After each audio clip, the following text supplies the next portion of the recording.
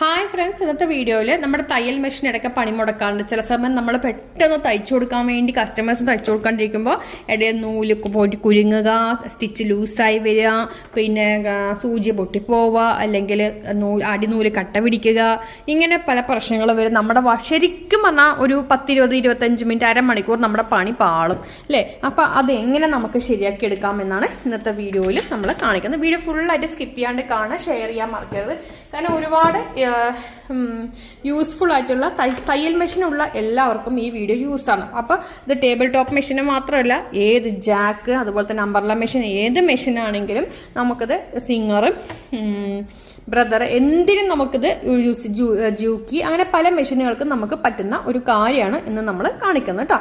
അപ്പം ആദ്യം തന്നെ നമ്മൾ തയ്ക്കുമ്പോൾ നൂല് ലൂസാവുന്നു അല്ലെങ്കിൽ അടിനൂല് കുരുങ്ങുന്നു എന്നുള്ള പ്രശ്നങ്ങൾ വന്നു കഴിഞ്ഞാൽ വരികയാണെങ്കിൽ നമുക്ക് എന്താ ചെയ്യാൻ നോക്കാം. അപ്പം അങ്ങനെ ഒരു പ്രശ്നം വന്നു കഴിഞ്ഞാൽ ഫസ്റ്റ് തന്നെ നമ്മൾ എന്താ ചെയ്യുക, നൂലിൻ്റെ ക്വാളിറ്റി, നമ്മളിപ്പോൾ അടിയിൽ മേലിലിടുന്ന നൂല് ഒട്ടും തന്നെ ക്വാളിറ്റി ഇല്ലെങ്കിൽ നമുക്കിങ്ങനെ അടിനൂല് ലൂസായി വരും, പിഞ്ഞ് വരും. അപ്പം നൂലുകളൊക്കെ നമ്മൾ ശരിക്കും പറഞ്ഞു കഴിഞ്ഞാൽ ഒന്ന് ഒരു ബോക്സിൽ അടച്ചൊക്കെ സൂക്ഷിക്കാനായിട്ട് ശ്രമിക്കുക കേട്ടോ. അപ്പം ചില നൂലുകൾ ഒട്ടും ക്വാളിറ്റി ഉണ്ടാവില്ല. അപ്പം അങ്ങനത്തെ പ്രശ്നങ്ങളുണ്ടെങ്കിൽ നമുക്ക് തയ്ച്ച് വരുമ്പോൾ അടിനൂല് ലൂസായി വരിക, അല്ലെങ്കിൽ നൂല് പൊട്ടി പോകും. നൂല് പൊട്ടിപ്പോകാൻ്റെ മെയിൻ റീസൺ നൂലിൻ്റെ ക്വാളിറ്റി കുറവുകൊണ്ടും അതുപോലെ തന്നെ നമ്മുടെ നീഡിൽ വളഞ്ഞിട്ടൊക്കെ ഉണ്ടെങ്കിൽ സംഭവിക്കും.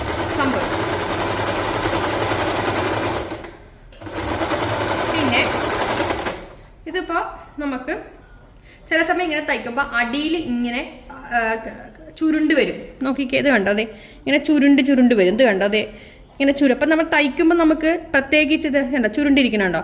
ഇങ്ങനെ ചുരുണ്ട് വന്നാൽ നമ്മൾ എന്ത് ചെയ്യും, നമുക്ക് ഒരു ഡ്രസ്സിന്റെ ബോഡി ഷേപ്പ് ചെയ്ത് കൊടുക്കണം. അപ്പം അതിങ്ങനെ ചുരുണ്ട് വരിക, അല്ലെങ്കിൽ അടിയിൽ നൂല് കുരുങ്ങി വരിക, അങ്ങനെ പ്രശ്നങ്ങൾ വരും. നോക്കിക്കോളൂ.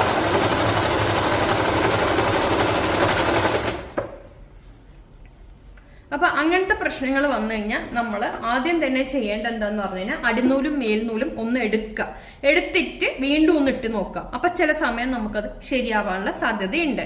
ഓക്കെ, ചില സമയം അത് ശരിയാവും. പിന്നെ നമ്മൾ നൂല് ഒരുപാട് പഴയതാണെങ്കിൽ നമുക്ക് പിന്നെ സ്റ്റിച്ച് ചെയ്യാതിരിക്കണം. ചില നൂല് ഒട്ടും ക്വാളിറ്റി ഉണ്ടല്ലോ, വില കുറഞ്ഞ നൂലുകളാണെങ്കിലും അതിന്റെ ക്വാളിറ്റി ഉണ്ടാവില്ല. അപ്പൊ എന്താവും, ഇതുപോലെ നമുക്ക് അടിനൂല് കട്ടയായി വരിക, അങ്ങനത്തെ സംഭവങ്ങൾ ഉണ്ടാവും കേട്ടോ. പിന്നെ വേറൊരു കാര്യം, അവിടെ നമുക്ക് അടിനൂല് ലൂസ് ആവുകയാണെങ്കിൽ അത് നമുക്ക് ടൈറ്റ് ആക്കാനുള്ള കാര്യവും, അതുപോലെ തന്നെ നൂല് പൊട്ടിപ്പോവുകയാണെങ്കിൽ അത് നമുക്ക് എങ്ങനെ മാറ്റാമെന്ന് കാണിക്കാം. ഇപ്പം ചില സമയം അടിനൂല് ലൂസായി കഴിയുമ്പോൾ നമ്മൾ തയ്ച്ച് വരുമ്പോൾ എന്ത് സംഭവിക്കും, അടിയിൽ ഇങ്ങനെ ലൂസായി വരും. തയ്ച്ച് വരുമ്പോൾ ഇങ്ങനെ ഈ സ്റ്റിച്ച് ലൂസായി വരും.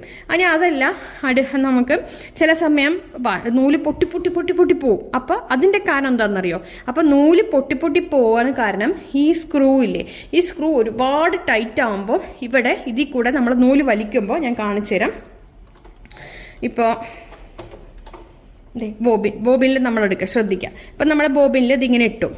അപ്പം നമുക്കിത് ഈ ആണി ഭയങ്കര ടൈറ്റാണെന്ന് വിചാരിക്കുക. അപ്പം നമ്മളിങ്ങനെ ഇതാണല്ലോ അടി കൂടെ വരുന്നത് അല്ലേ. അപ്പം നമ്മളിതിങ്ങനെ ഇടുമ്പോൾ ഇതിപ്പോൾ നോക്കിക്കുക അത്യാവശ്യം നല്ല ഒരു ഇതാണ്, അതായത് ഇങ്ങനെ വലിക്കുമ്പോൾ അത്യാവശ്യം നമുക്ക് വരുന്നുണ്ട്. ഇപ്പോൾ ഇത് ഭയങ്കര ടൈറ്റ് ആണെങ്കിൽ, ഈ ഒരു സ്ക്രൂ നല്ലവണ്ണം മുറുകിയിരിക്കണമെങ്കിൽ നമുക്ക് ഇതിങ്ങനെ നമ്മളെ കാല് ചവിട്ടണനുസരിച്ചിട്ട് ഇതൊന്നും വരണ്ടേ ഇല്ല, അടിനൂല് പൊട്ടിപ്പോവാന്ന് പറയാം. അപ്പോൾ അത് പൊട്ടി പോവും. അപ്പോൾ അതിൻ്റെ കാരണം ഇത് ടൈറ്റ് ആകുമ്പോൾ വരില്ല. അപ്പോൾ ചെറുതായിട്ട് ഈ സ്ക്രൂ ഒന്ന് ലൂസാക്കി കൊടുക്കുക. ചെറുത് പറഞ്ഞാൽ ഒരുപാട് ലൂസാക്കിയത്, ഒരു പൊടിക്ക് മാത്രം നമുക്ക് ഇതൊരു കാണിച്ചു തരാം. ഇങ്ങനത്തെ കട്ടിംഗ് ബ്ലേഡ്, അത് സാധാരണ കത്തിയത് ഇത് കേട്ടോ, ഇതിങ്ങനെ ഇതിൻ്റെ വായ കൊള്ളുന്ന രീതിയിലുള്ളത് കണ്ടോ. ഇത് നമുക്ക് ഇങ്ങനെ എടുത്തിട്ട് കണ്ടോ, നമുക്കിത് കൊള്ളുന്നില്ല. അപ്പം നമുക്കിതൊന്ന് തിരിച്ച് അങ്ങോട്ടോ ഇങ്ങോട്ടോ തിരിച്ച് കഴിഞ്ഞാൽ നമുക്കത് കണ്ടോ തിരിയണണ്ടതേ, ഇങ്ങനെ നമുക്ക് തിരിച്ച് ടൈറ്റാക്കി വെക്കാൻ പറ്റും. അപ്പോൾ ലൂസാക്കാം, ചെറിയ ഒരു പൊടിക്ക് ലൂസാക്കാൻ പാടില്ല, അല്ലാണ്ട് ഒരുപാട് ലൂസാക്കരുത്. ഓക്കെ, ഒരുപാട് ലൂസാക്കി കഴിഞ്ഞാൽ എന്താകും, തയ്ക്കുമ്പോൾ അടിനൂല് ലൂസായി വരും. ഇത് വളരെ ഇമ്പോർട്ടൻ്റ് ആണ്. ഇത് എല്ലാ മെഷീനും ഉള്ള ബോബിൻ കേസ്. നമുക്കിപ്പോൾ സാധാരണ മെഷീൻ ഉണ്ടല്ലോ, അത് കാലുകൊണ്ട് ചവിട്ടുന്ന അതിനുള്ള ബോബിൻ മെഷീനും ഇത് തന്നെയാണ്, അംബർല മെഷീൻ, അതിനൊക്കെ അതൊക്കെയാണ് ഇങ്ങനെ ചെയ്യുക. അപ്പം നമുക്ക് എപ്പോഴും നൂല് പൊട്ടിപ്പോകുന്നു എന്ന് പറയുമ്പോൾ ഇത് ഒന്ന് ഒരു സ്ക്രൂ വെച്ചിട്ടൊന്ന് ലൂസാക്കുക. ഇനി എപ്പോഴും അടിനൂല് ലൂസാവുന്നു വിചാരിക്കുക, നൂല് പൊട്ടലല്ല, അടിനൂല് ലൂസാവണമെന്ന് പറഞ്ഞാൽ ഇതൊന്ന് ടൈറ്റാക്കി കൊടുക്കുക. ഓക്കെ, ഇത് ഒന്ന് ചില സമയം ചെയ്ത് ആവുമ്പോൾ ഇത്തിരി ഒരു ടപ്പ് നമ്മളൊന്ന് ടൈറ്റാക്കി കൊടുക്കുക. ഈ രണ്ട് കാര്യം നമ്മൾ ചെയ്യുമ്പോൾ തന്നെ ഈ ഒരു പ്രശ്നത്തിന് നമുക്കൊരു 99% ഇതിനൊരു ഇത് കിട്ടും, അതായത് ആ പ്രശ്നം തീർന്നു കിട്ടും. ഒന്നില്ലെങ്കിൽ നൂല് മാറ്റി കൊടുക്കുക, അടിനൂലും മേൽനൂലും ഒന്ന് മാറ്റി കൊടുത്ത് വേറെ നൂലൊന്നും ഇട്ട് നോക്കുക. അപ്പം നിങ്ങൾക്ക് മനസ്സിലാവും നൂലിൻ്റെ പ്രശ്നമാണെന്നുള്ളത്. സെക്കൻഡ് നിങ്ങൾ ചെയ്യേണ്ടത് ഈ ഒരു സ്ക്രൂ ഒന്ന് ടൈറ്റാക്കി കൊടുക്കുക. നൂല് പൊട്ടിപ്പോകുന്നു എന്നാണെങ്കിൽ നൂല് ഈ സ്ക്രൂ ലൂസാക്കി കൊടുക്കുക. അടിനൂല് ലൂസായി വരികയാണ്, ഇങ്ങനെ അടിയിൽ നൂല് കട്ട പിടിക്കുകയാണെന്നുണ്ടെങ്കിൽ ഇതൊന്ന് ടൈറ്റാക്കി കൊടുക്കുക. ഇത് ഏതെങ്കിലും ഒന്ന് ചെയ്ത് നോക്കുക കേട്ടോ. ഇത് നമ്മളെപ്പോഴും ഇത് ചെയ്ത് നോക്കാനുണ്ട്. പിന്നെ നമുക്ക് നീഡിൽ അതായത് ചില സമയം നീഡിൽ ഒരുപാട് നമ്മളിപ്പോൾ കട്ടിയുള്ള സംഭവങ്ങളൊക്കെ തയ്ക്കണ സമയത്ത് നമ്മുടെ ഇപ്പോൾ ജീൻസ്, ചെറിയ പാൻറ്റുകൾ, യൂണിഫോമൊക്കെ തയ്ക്കണ സമയത്ത് കട്ടിയാണല്ലോ അതൊക്കെ. അപ്പോൾ അതൊക്കെ കട്ടി ചെയ്യുമ്പോൾ സമയത്ത് കട്ടൺ മെറ്റീരിയലൊക്കെ ചെയ്യുമ്പോൾ നമ്മുടെ നീഡിൽ ചെറുതായിട്ട് വളയാനൊക്കെ സാധ്യതകളുണ്ട്. അപ്പോൾ അങ്ങനെയാകുമ്പോൾ നീഡിലൊന്ന് മാറ്റി കൊടുക്കുകയാണെങ്കിൽ നമുക്ക് തയ്യലിൻ്റെ പ്രശ്നങ്ങളൊക്കെ നമുക്ക് മാറ്റാനായിട്ട് സാധിക്കും. പിന്നെ നമുക്കിതിൽ വേറെ ഒരു കാര്യം, ഇതിൽ പൊടി പിടിക്കും നമുക്ക്. അപ്പോൾ അതിനെക്കുറിച്ച് ഞാൻ കാണിച്ചു തരാം. സ്റ്റിച്ച് മെഷീൻ്റെ ഇവിടെ പൊടി ഇതുണ്ടോ, ഇതിപ്പോൾ എല്ലാവിടെയും ബോബിൻ വെക്കുന്ന ഭാഗങ്ങളിലൊക്കെ പൊടി ഉണ്ടാവും. ആ ഭാഗങ്ങൾ ഇത് കണ്ടോ, അതെ എല്ലാവിടെയും ഇതൊക്കെ ഇത് കണ്ടോ, തൊട്ട് നോക്കിക്കത് കണ്ടോ, അതെ കയ്യിലൊക്കെ പൊടി. അപ്പോൾ ഇതൊക്കെ നമ്മളൊന്ന് നന്നായിട്ടൊന്ന് തുടച്ച് കൊടുക്കാനായിട്ട് ശ്രമിക്കുക. കാരണം ഈ പൊടികളൊക്കെ അവിടെ ഉണ്ടെങ്കിൽ ഈ സാധനങ്ങളൊന്നും വർക്ക് ചെയ്യില്ല കേട്ടോ. ഞാൻ കണ്ടോ, ഇതൊന്നും വർക്ക് ചെയ്യില്ല പൊടികൾ ഇവിടെ ഉണ്ടെങ്കിൽ.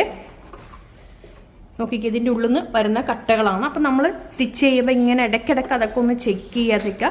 അല്ലാന്നുണ്ടെങ്കിൽ അവസാനം എല്ലാം കൂടി പണി കിട്ടും. നമുക്ക് ഇടയ്ക്കിടയ്ക്ക് ഒന്ന് ചെക്ക് ചെയ്ത് കഴിഞ്ഞാൽ അധികം പണി കിട്ടില്ല. അല്ലാന്നുണ്ടെങ്കിൽ നമുക്ക് പിന്നെ ഇടയ്ക്കിടയ്ക്ക് ഷോപ്പിൽ കൊണ്ട് നേരെയാക്കേണ്ട ഒരു അവസ്ഥയിലേക്ക് കാര്യങ്ങൾ വരും. അപ്പോൾ അതുകൊണ്ട് ഇതാക്കുക. പിന്നെ നമുക്ക് ഇതിൽ ഓയിലിട്ട് കൊടുക്കുക. ബ്രദർ മെഷീന് ടേബിൾ ടോപ്പിൽ ബ്രദർ മെഷീൻ ഒഴിച്ചിട്ട് ബാക്കി എല്ലാത്തിനും ഓയിലിട്ട് കൊടുക്കണം കേട്ടോ. എൻ്റെ ഒരു അറിവിൽ ഞാൻ പറയണതാണ്. ബ്രദറിന് ടേബിൾ ടോപ്പിൽ ഓയിൽ ആവശ്യമില്ല. സിംഗർ അതുപോലെ തന്നെ ജെനോമിയുള്ള മെഷീന് ഓയിൽ നിർബന്ധമാണ് കേട്ടോ. അപ്പോൾ ദേ ഓയിലിട്ട് കൊടുത്തിട്ടുണ്ട്. അപ്പം നന്നായിട്ടൊന്ന് ഇത്തിരി കൂടി ഇട്ടത്. ഇനി നമുക്ക് എന്ത് ചെയ്യാമെന്നറിയാം. ഇങ്ങനെ ഇട്ട ശേഷം ഇതൊന്ന് ഇവിടെയും ഒന്ന് ഇട്ട് കൊടുക്കുക. ഈ പ്ലേറ്റിലും ഇങ്ങോട്ടും ഇട്ട് കൊടുത്ത് ഇങ്ങനെ ഒന്ന് ആക്കി കൊടുക്കുക കേട്ടോ. ഇങ്ങനെ ആക്കി കൊടുത്ത ശേഷം ഒന്ന്, അപ്പോൾ ഈ മെഷീൻ കരകരാവുന്ന സൗണ്ട് ഉണ്ടാവും ചില സമയം. കുറേ യൂസ് ചെയ്ത് കഴിയുമ്പോൾ കരകരാവുന്നുണ്ടാവും അടി തയ്ക്കുമ്പോൾ. അപ്പോൾ ആ കരകരപ്പ് പോകാനാണ് നമ്മൾ ഇങ്ങനെ ഓയിൽ ഇട്ട് കൊടുക്കുന്നത് കേട്ടോ. എന്നിട്ട് നമുക്ക് ഇതൊക്കെ ഫിക്സ് ചെയ്ത് കൊടുക്കാം. ഇത്രയും സംഭവങ്ങളാണ് മെയിനായിട്ട് ഇതിൽ നമുക്ക് ഉള്ളത്. നൂല് ഇപ്പം ഞാനിതിൽ എന്തൊക്കെ പറഞ്ഞു, അടിനൂല് ലൂസാവുക, നൂല് പൊട്ടി പോവുക, പിന്നെ എന്തൊക്കെയാണ് പറഞ്ഞു തന്നത്, ചിലർക്ക് വേറൊരു കാര്യം, ചവിട്ടിയിട്ടും അത് തയ്ച്ചിട്ട് നീങ്ങുന്നില്ല, തുണി നീങ്ങുന്നില്ല എന്ന് പറയുന്നുണ്ട്. അപ്പോൾ അതെന്താ പ്രശ്നം എന്ന് പറഞ്ഞു കഴിഞ്ഞാൽ, ചവിട്ടിയിട്ട് നീങ്ങുന്നില്ലെങ്കിൽ ഒന്ന് ഓയിലിട്ട് കൊടുക്കുക. ചിലർ പറയാറുണ്ട് ചവിട്ടുമ്പോൾ നീങ്ങുന്നില്ല എന്ന് പറയാറുണ്ട്. അപ്പോൾ അങ്ങനെ ഉള്ളവർ എന്താ ചെയ്യാന്ന് പറഞ്ഞാൽ ഒന്ന് ഓയിലിട്ട് കൊടുക്കാനായിട്ട് ശ്രമിക്കുക കേട്ടോ. അപ്പോൾ ആ പ്രശ്നം പോകും. അതുപോലെ തന്നെ മെഷീൻ യൂസ് ചെയ്യുമ്പോൾ കരകരാന്ന് കട്ടക്കട്ടക്കാന്ന് സൗണ്ട് വന്നു കഴിഞ്ഞാൽ എന്ത് ചെയ്യണം, അപ്പോഴും നമ്മൾ ഓയിലിട്ട് കൊടുക്കാനായിട്ട് ശ്രമിക്കാം. പിന്നെ ഇനി ഇതിൻ്റെ ഈ ടേബിൾ ടോപ്പിൻ്റെ മെഷീന് ടെൻഷനും കാര്യങ്ങളും ഞാനൊന്ന് കാണിച്ചു തരാം. അതിനനുസരിച്ച് ചെയ്യണേ. ബാക്കിയുള്ളത് ഓരോരോ മെഷീൻ ഉണ്ടാവും. ഇതിൽ ടെൻഷൻ നമ്മൾ സാധാരണ തുണി തയ്ക്കുമ്പോൾ 14 വയ്ക്കുക, 7 വയ്ക്കുക, സ്റ്റിച്ച് ലെങ്ത് 3 വയ്ക്കുക കേട്ടോ. പിന്നെ മെഷീൻ ഇതാണ്. ഈ ഒരു ഓയിൽ, ഇത് ഈ മെഷീൻ ഓയിൽ പറയുമ്പോൾ ഇത് ഞാൻ നമുക്ക് ആമസോണിൽ കിട്ടും. മെഷീൻ ഓയിൽ പറഞ്ഞ സ്റ്റൂയിങ് മെഷീൻ ഓയിൽ പറഞ്ഞ് സെർച്ച് ചെയ്താൽ മതി. ഇത് നമുക്ക് ടേബിൾ ടോപ്പും മെഷീനും മാത്രമല്ല, അംബർല മെഷീൻ, പിന്നെ അതുപോലെ തന്നെ സാധാരണ പണ്ടത്തെ ചവിട്ടുന്ന മെഷീൻ, എല്ലാത്തിലും ഈ ഒരു ഓയിൽ ഉപയോഗിക്കാവുന്നതാണ് കേട്ടോ.